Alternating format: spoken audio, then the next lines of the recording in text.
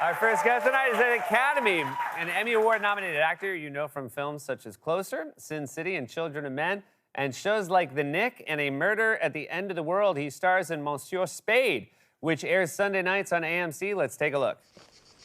Maybe you forgot you were going to stay off my property. Your property. Oh, Jesus. Have you been sitting there since last night? What are you talking about? I wasn't here last night. And who was? How would I know? I wasn't here. Philippe's son, Andre. Did you lend him your bike? Sometimes he just takes it. He's an old friend after all. Oh, with friends like that, who needs friends? Jean-Pierre, there's some things you just don't ever want to do. Please welcome back to the show, Clive Owen, everybody.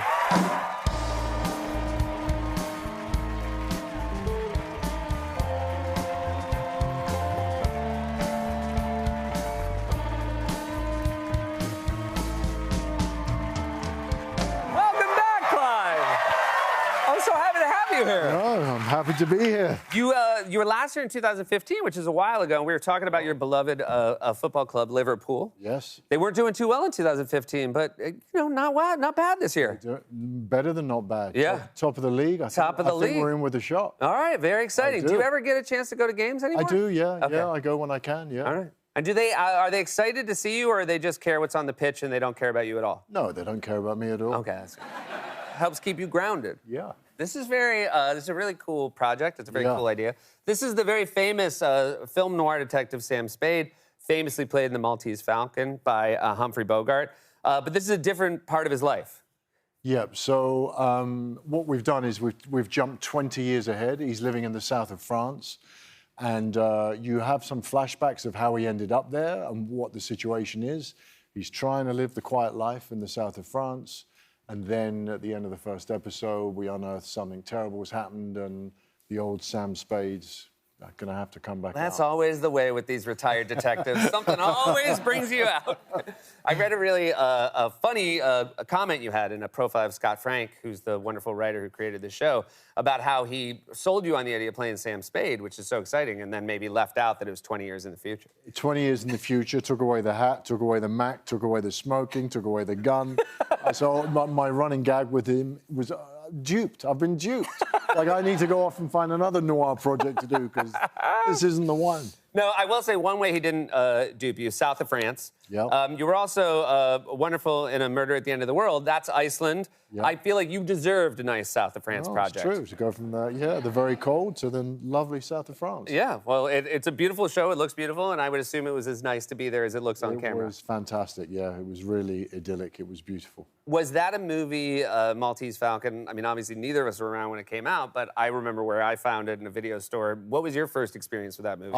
I'm crazy about that movie. I actually have an original poster of that movie. Like, I adore that movie. And I would have seen that I was at drama school in the early 80s, and there was about 3 or 4 great rep cinemas that showed, like, regularly old classic movies, and I spent a lot of time going and catching up with the classics. When you play a character like that was so iconically played by Humphrey Bogart, like, do you try to remember it or try to forget about it when you're on set?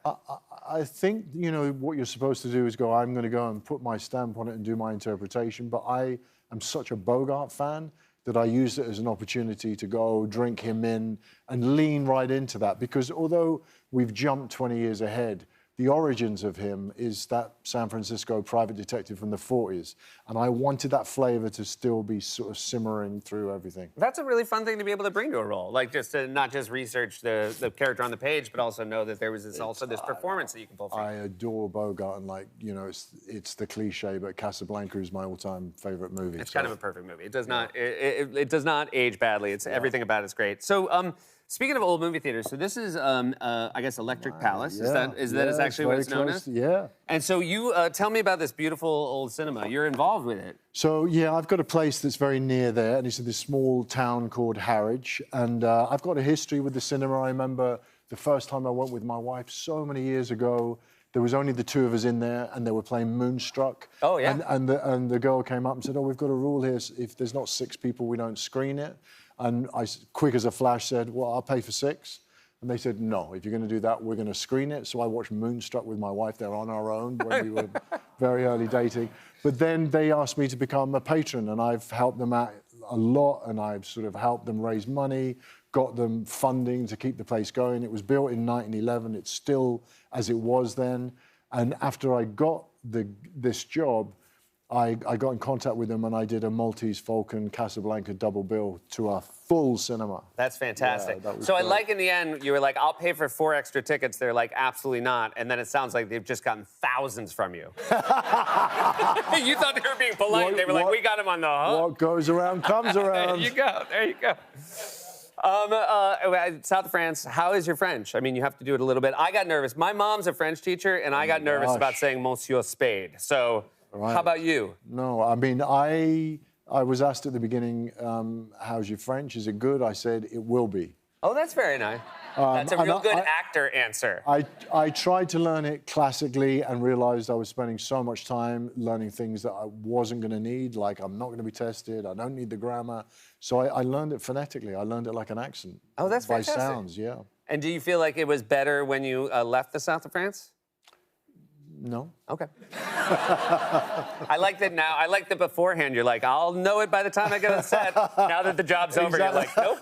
That's when you find out a real honest answer from an actor is when the job's over. Didn't speak it, didn't get better, and I don't have to do it again. It's a really cool show, and it's so nice to have you back here. Thanks so much, Clive. Pleasure, thank you. Clive Owen, everybody. Monsieur Spade. Airs Sundays on AMC and streams on AMC Plus and Acorn TV. And The Murder at the End of the World, also fantastic. Streaming on Hulu now. Stick around. We'll be right back with Isla Fisher.